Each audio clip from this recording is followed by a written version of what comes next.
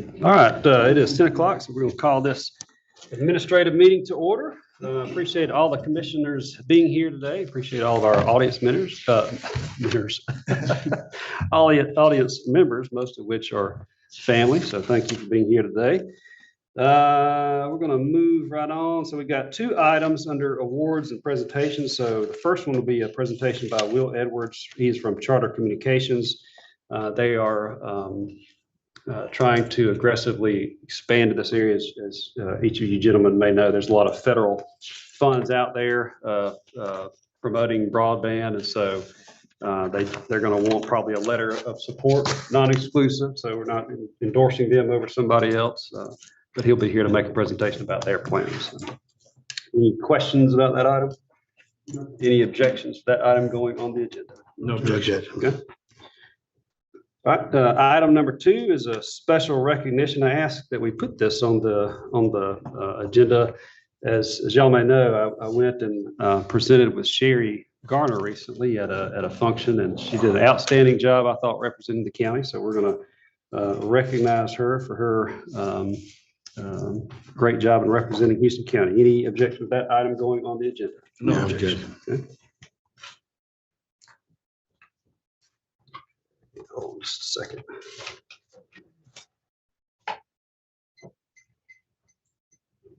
Item number. All right, the first item on the regular agenda is a request to reappoint Francis Cook and Sam Crawford to Houston County Department of Human Resources Board. Francis Cook, as y'all undoubtedly know, used to be a member of this commission. Sam Crawford is over Dothan Housing and formerly the fire chief of the city of Dothan. But their appointments are expiring and they're going to need to be reappointed. So any questions on this item? No question. Any objection to this item going on the agenda? No. Okay.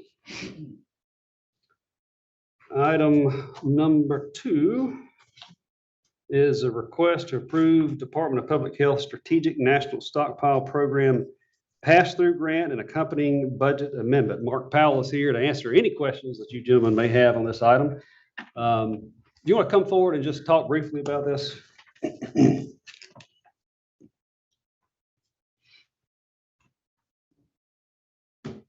Okay, so what this is a strategic national stockpile and regional distribution site grant. It's an $11,000 grant through ADPH. And what they do is they project out after action reviews from previous incidents they've had or previous exercises. And this kind of goes back to COVID and them saying when we distributed a large amount of things from that farm center building. And so these are the things that you probably need to get on that next wish list of grants. So this was awarded from ADPH as a pass through for a lot of electronic items to help us in that next event. Okay. All right. Any questions on this item? Any objection to this item going on the agenda? No objection. Excuse me.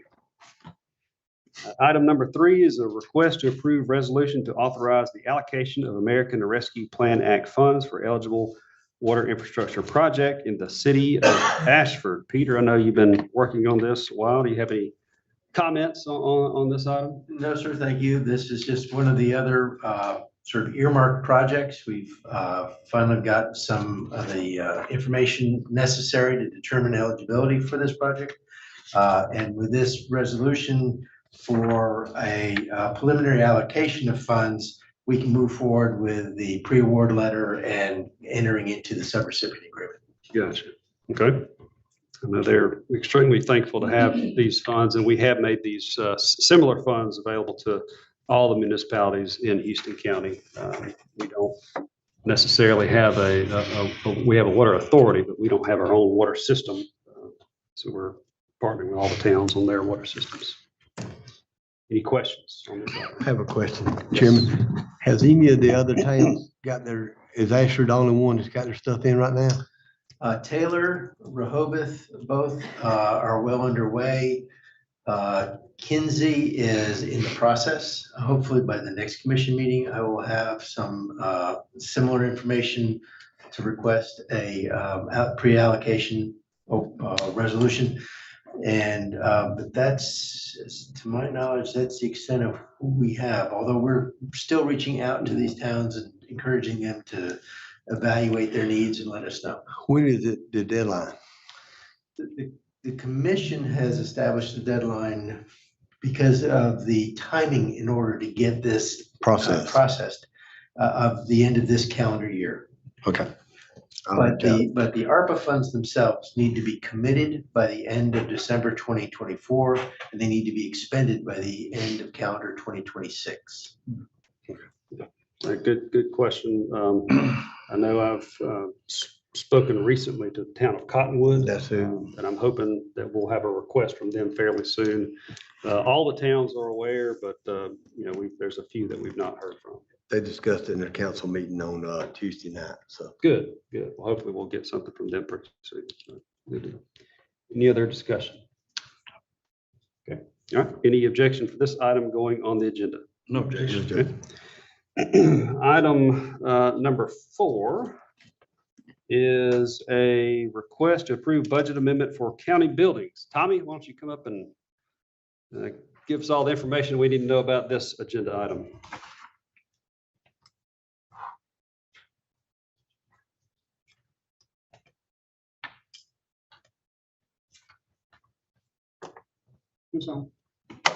Yeah, to hit it again. Okay.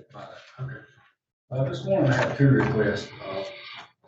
They're going together, but the requests are for emergency approval, spend emergency money. We had a couple of things that happened at the state line with the wastewater treatment plant.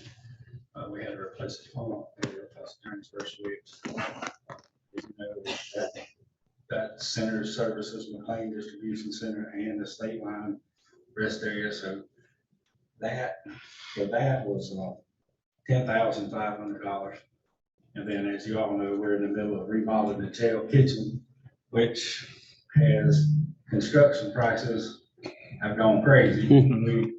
We started out with one idea and now we're at another. So right now we're at about $90,000 into that remodel.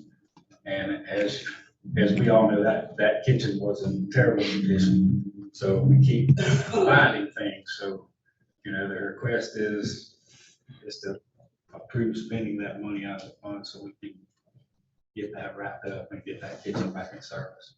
Gotcha. Okay. Any questions? Yeah, you gentlemen have any questions? Or you're still on kind of same timeline getting the. Yes, sir. I think we're about 3 or 4 weeks out. The floor guys started day before yesterday, grinding the concrete down inside the kitchen. The painters are pretty much finished, and all the roughing work for the plumber has been completed. So, talking to the flooring contractor, he'll be completed by the end of this upcoming week, and then we can start putting things back together. We should be in the 3 to 4 week range of having it back up and operational, and we can get rid of the local kitchens. Anything else?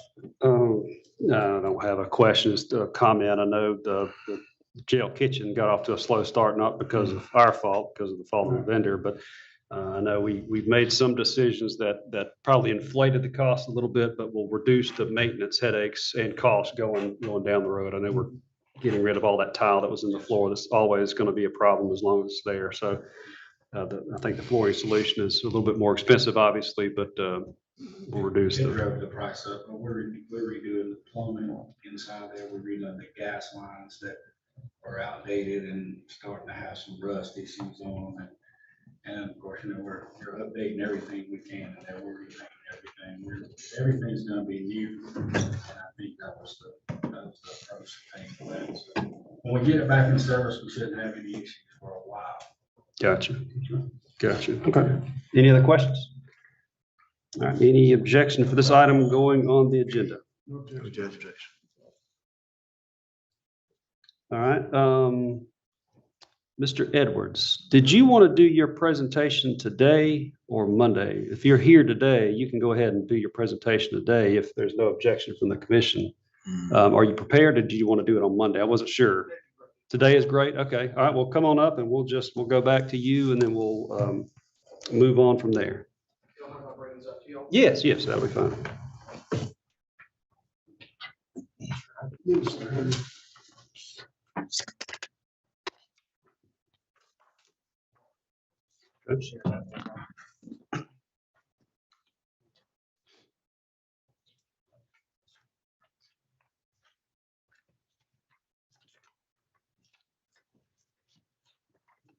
So my name is Will Edwards. There we go. Thank you for letting me go today. Yes, yes. I was told that y'all needed to, before a vote, I think it's good to have this information in front of you, so I'll just run over it with y'all. Feel free to ask as many questions as you'd like. So what you're looking at, the first page there is just kind of our footprint in Alabama. We serve more than 1 million, we pass more than 1 million homes in the state. And have over 600,000 customers roundabout. And you can see that area down here in this area of the state. We've also gotten a federal grant called the RDOF. It's not a grant exactly, it's a reverse auction, Rural Digital Opportunity Fund. We're going to be building out in Houston County on that. That's already committed dollars, so we're already going to be building that. But what I'm here to talk to you today about is the state grant opportunity that we've got. The state, the DECA has opened up the capital projects fund round. That's $182 billion. We'd all love it if it was $1 billion. Yeah, of course. But, Yeah. $182 million to build out last mile broadband. And that's gonna be all, what we do is all fiber. When we build out a new network, it's all fiber. And so we would be spending the total project cost, and you'll kind of keep flipping with me. You'll see the map here. All of that orange, that is the project proposed. The red is current plant. That's where we currently sit right now with our coax. And then the blue, and you'll see a lot of it in Geneva, but up in near the Vicksburg area, kind of the arm of Houston County over there. That's that RDOF project I was talking about. So as you can see, with the RDOF, we're already committed. There's build out already occurring. There's going to be occurring in Houston County. So this just sort of, we've already got crews here. This adds to what their project would be. And as you can see, it gets us over eastern more in the county. The following page, you can see how large that project is. That's 1,600 homes plus homes and businesses. And the cost is $14 million. So with the cost that high, obviously we're gonna, that's why we're looking at the state grant opportunity, some subsidy here. If there's no request for financial assistance from the county. Thank you. It's at $182 billion out there. Yeah. But that is the request that I have in front of you today, or we'll have in front of you on Monday, is a letter of support. So grants, y'all are very familiar, I'm sure. There's always scoring criteria. Part of that scoring criteria is support from the county.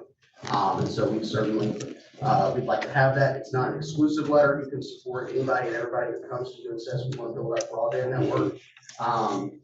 And so with that, if you continue flipping, you'll see our offerings there. The important point to make, I'm certainly not a salesman, but an important point to make that last point down there. In the small print, that's our current promotion for $50 a month. You get the cell phone and the internet package there. So please ask questions. I know I kind of breezed through that. Yeah, I appreciate you being here. I know internet access is a big topic that a lot of people are talking about, and surprised, I've got a call, I've got a return come in yesterday. I've not returned it yet.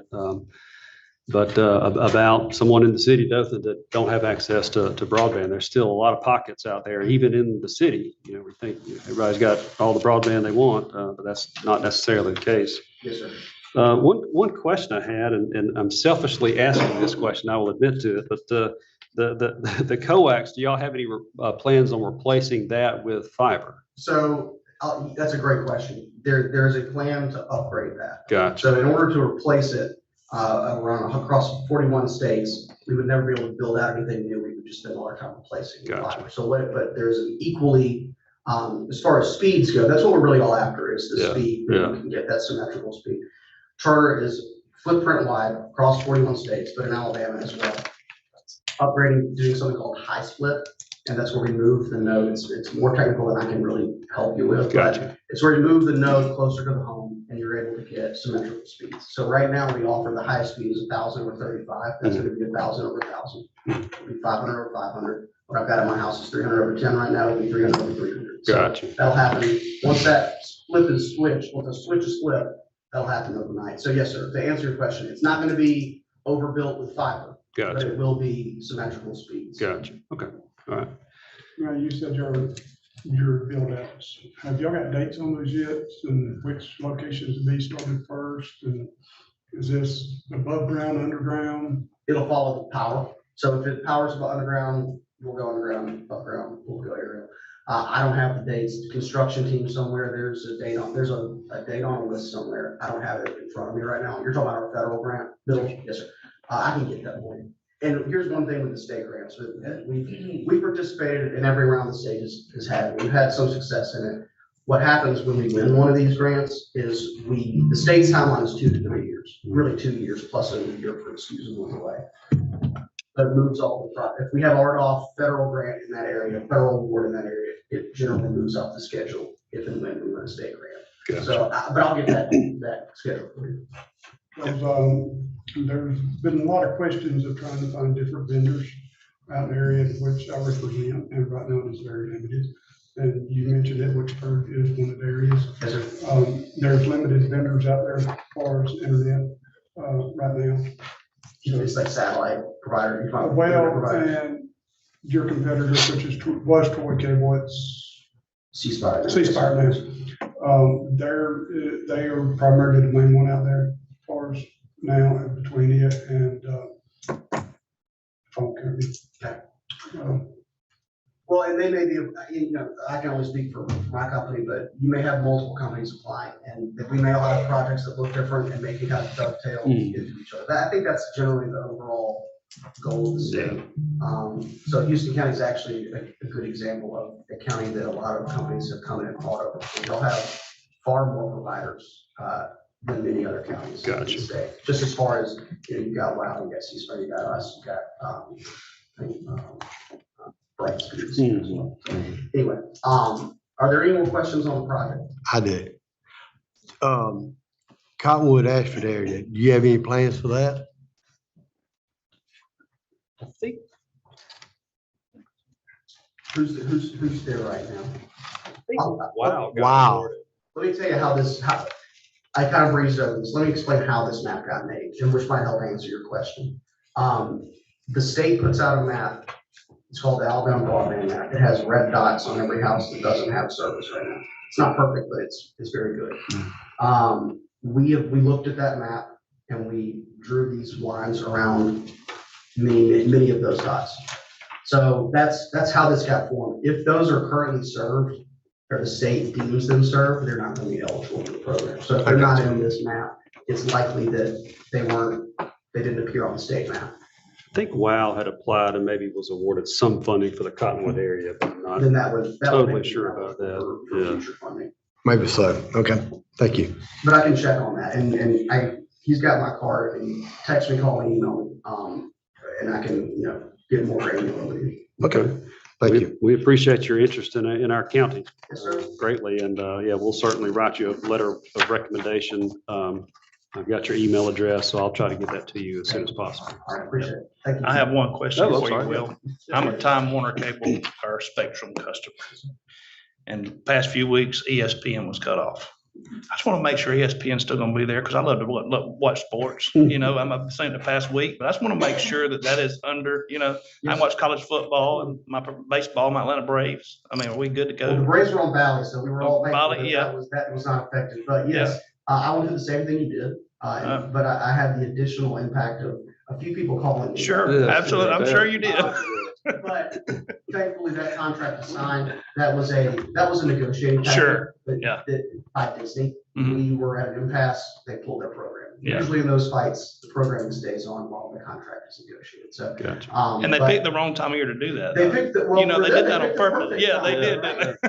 As Florida was kicking off. Yeah. But yes, sir. So that is all, the contract is signed. We're looking at years before another contract would need to get signed with Disney. So, yes, sir, that problem has thankfully been resolved. Good. Well, last year during about the same time period, our satellite company did the same thing. So It's it a goes contract. around. It's Yes, not sir. just one company out there, Yeah, when it comes to contract agreements.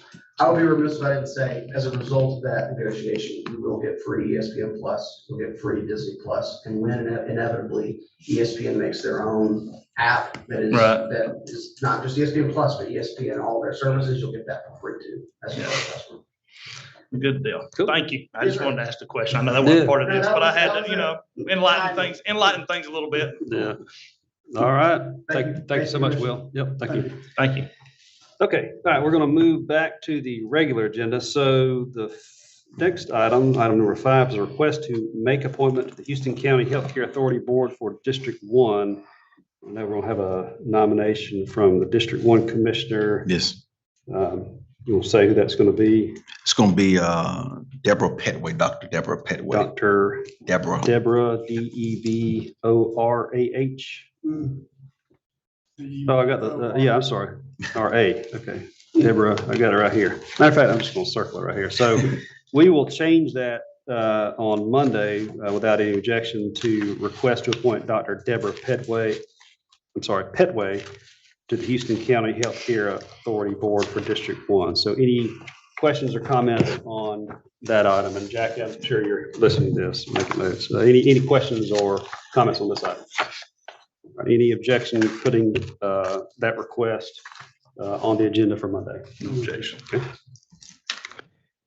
All right, item number 6 is a request to make appointment to the Houston County Healthcare Authority Board for District 2. Will be Dr. Bruce Wozo, All right, so that's going to be reappointment. Dr. Bruce Wozo. He will be reappointed. He'll be, we'll put that on there, request to reappoint Dr. Bruce Wozo to the Houston County Healthcare Authority Board for District 2. So any questions or comments on that item? Okay. Any objection to putting that item on the agenda for Monday? No objection. Okay.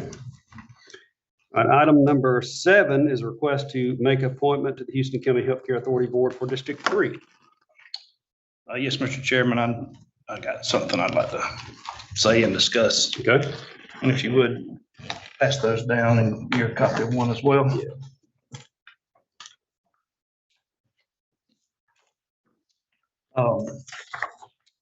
This first page you're getting here, my fellow commissioners, is a page that myself and Chairman Chester Sowell, the Houston County Healthcare Authority, that we had discussed last year. And it was to be able to discuss and to confer about the appointment process and who you might want to appoint. I have to say, on Tuesday, June the 20th, 2023 at 9 a.m., Mr. Sowell did contact me and we met at a commission chambers, and he advised me that this would be not take long, that he would just let me know that the process was started, which is part of what we had agreed on. And then by Friday, August 11th, 2023, I had not heard anything about conferring or discussing the appointment process. So I sent an email to Chairman Sowell, as well as Steve Hicks, and as well as William Browning, my 3 appointments on the board, and to discuss with them, to let them know the questions I had about the appointment process, and also to give a CV, which a CV is a small resume of someone that I'd like to be considered to be in the appointment process of the Healthcare Authority. And so in that email, I asked a few questions that I was trying to understand. And one of them was Section 5 of their own bylaws. It says, after each nominating committee member has conferred with a county commissioner from their respective district to discuss possible names for appointment, the nominating committee shall present 3 nominations per vacancy for board approval, such nominations representing their respective district. And then I brought in this same email under Section 5 of their own bylaws. It says procedures for board appointments. The chairman of the board shall appoint a nominating committee composed of 4 board members, each representing their respective district in the county. The chairman of such committee shall be elected among its members, with the chairman of the board serving as an ex officio member. And then I went on in the email to explain to the chairman I said, I fully understand that you can appoint anyone to include yourself to the nominating committee to represent District 3. My question is, the chairman of the board is an ex officio member of the nominating committee, meaning according to your bylaws that you don't have a vote. So according to your bylaws, that would mean that District 3 does not have a vote or voice on the committee when it comes to voting on the 3 names. What is precedence and what has been done in the past with the chairman appointing himself to the nominating committee? And I told him, I do not see, according to your bylaws, how you can serve in both capacities. I never received an email back or any communication on this as to how this would work. And so the chairman, of course, Chairman Sowell is the one that's coming up for reappointment. And Chairman Sowell appointed himself to that nominating committee, and he was my representation. So I don't feel like I had fair and adequate representation for Chairman Sowell sitting on that nominating committee to reappoint himself. And then August the 29th, Chairman Sowell come to me, and we met in my office, and which is in the time frame of the 90 days that we had talked about and discussed. And he come to me and advised me that the girl that was had the CV, and I addressed him and said her name is Kelsey Steensland. And Chester advised me, well, I still call her a girl. And he went on to tell me that she had a great CV and that her CV was outstanding, but she did not have enough volunteer experience since 2009. Well, I want to take you to her resume, the CV which you have there under professional experience. Now, you'll notice on the 3rd page of her resume, it talks about her volunteer and community service. And on the volunteer community service, she didn't have in 2009. That was during the time that I guess she was going to school and so forth and doing her clinicals and all those things. She was volunteering. Well, while she was employed and as a mother of 6 children, she volunteered on the Southeast Health Foundation Board, the Board of Trustees, and was a member from April 2017 to June of 2020. She also was on the Southeast Health Credentials Committee and was a member from February 2022 to November 2022. She left the job and she is not practicing anymore since December of 2022. So she had she was volunteering while she was working and while she was a mother and taking care of her children. And one of the other comments that Mr. Sowell made to me is it's hard for you to volunteer when you have a boatload of children. So I tell you all this, and I share this with you, my fellow commissioners, that the comments that were made and the conferring that didn't take place because I wasn't able to share my ideas. I was able to send you an email and you had that email and you had that resume, but we weren't able to confer and share ideas. You come back with your names. I don't have any resumes of the ones that you have or CV of the ones that you have. And it wasn't even offered to me. He did tell me in the meeting that he did receive this CV. So he got that CV and he saw what it was about. And the comments that was made of her being a girl, whenever I tell you what her name is, and that is Dr. Kelsey Steensland, and then you turn around and refer to her still as, well, I still call her a girl. She is a woman. She is a mother. And then you tell me during that conversation that it's hard for someone to volunteer when you have a boatload of children. Gentlemen, to me, it's uncalled for. Those comments are uncalled for. And Chester Sowell, I would accept his resignation today from the board from them comments. And that is misogynistic and it is discrimination. At this time, I'm not going to make an appointment because I disagree. And I believe that it should be afforded the same opportunity as anybody else should. And she should have been considered just as much as anybody else should. So I'm not going to make an appointment at this time. Okay.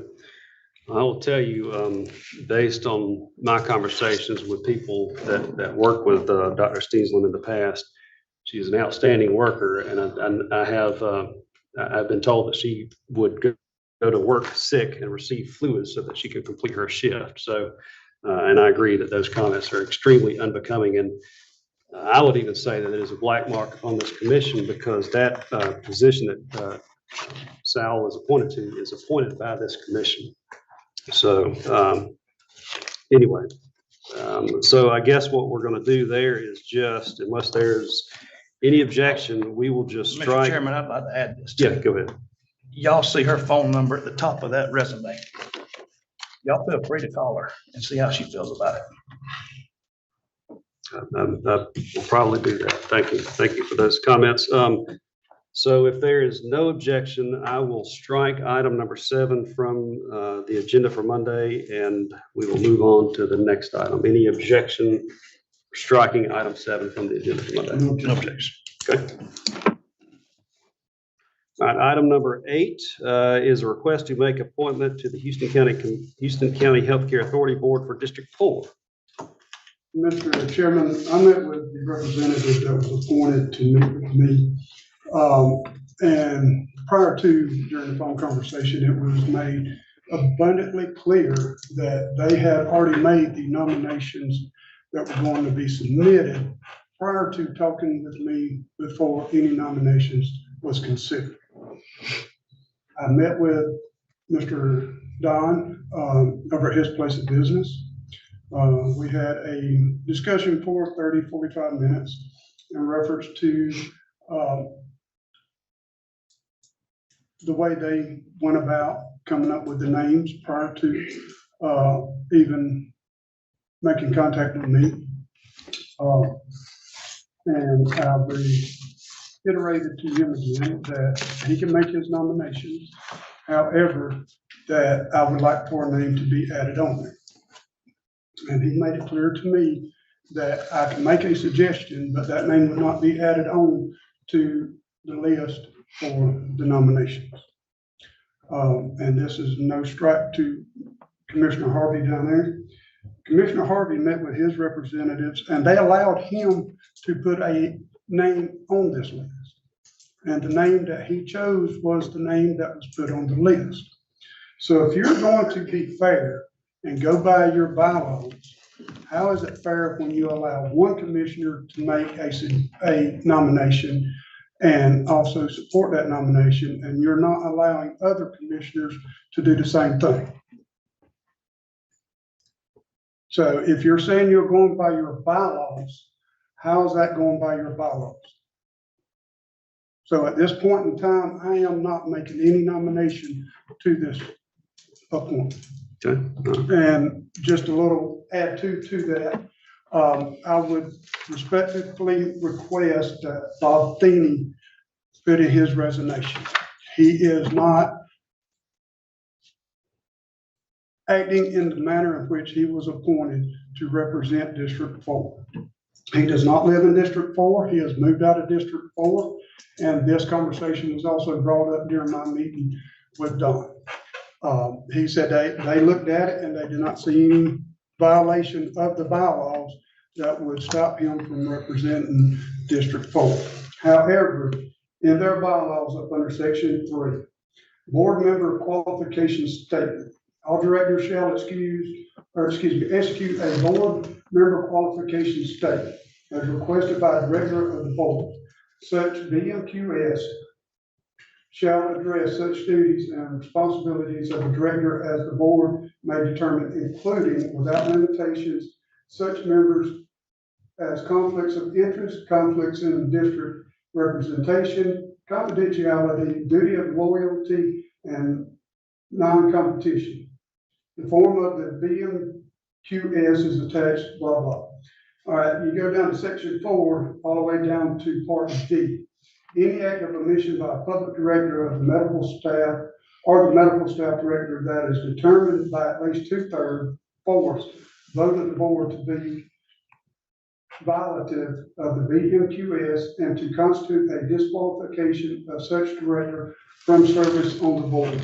Now, I do not see how they say he was not in violation when you go right back up to Section 3 in the statement where it's a conflict of district representation. So with him living in District 3, there's a conflict of him representing District 4. Gotcha. Okay, all right. Any other comments for District 4? So if there's no objection, I will also strike item number 8 from the agenda for Monday. So any objection to striking item 8 from the agenda? Okay. All right, item 9 is a request to award bid for crushed limestone for ARPA stormwater projects to lowest bidder meeting specs. Mr. County Engineer, I know this has been a frustration for you, but do you want to explain why we're having to do this? This bid had to be rebid. Our normal county bids have a clause in the back where you can have a 5% local, preference. When you use federal money, you cannot have that clause in there. You can't use federal money on. I think it's prohibited too. Yes. Correct. You Okay. cannot use, Peter checked with his contact up there and they won't allow it.